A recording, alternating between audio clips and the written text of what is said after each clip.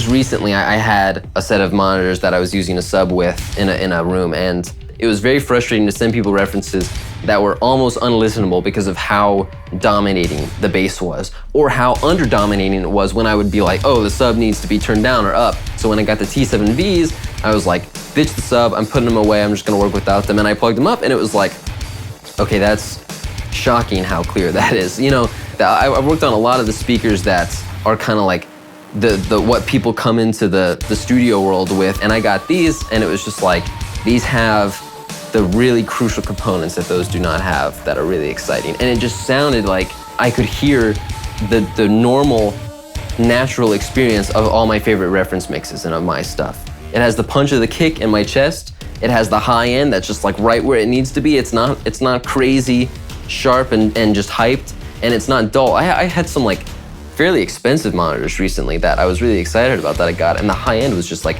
non-existent. I was like, what in the world? And then I got these hooked up like a week after, and everything just sounded very straightforward how I expected it to sound, because I know these songs really well.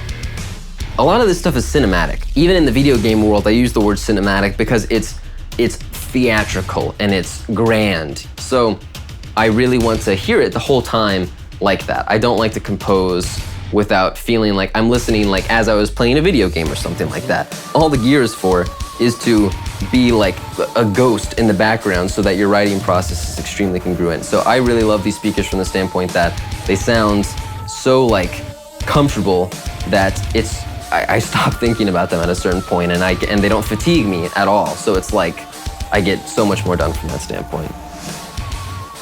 So I attended the Blackbird Academy, I believe in 2013, and it ended up being an absolutely insane experience, an amazing experience. It doesn't give you success, you know, it doesn't hand you success on a silver platter, but everybody that put in work in that school has an awesome gig right now. Everybody. We've all like tracked for each other, engineered for each other, done the things that we're especially good at for each other, and all the competitive mindset, which a lot of people went into that school with, and I hopefully came out without, is just not good. It's not the way to do it, I don't think. Mostly right now I'm being commissioned for metal and cinematic pieces. There is very few rules. Usually if somebody wants metal, they leave everything to you. It's not at all like pop and country where there's a proven archetype of what sells and what is profitable.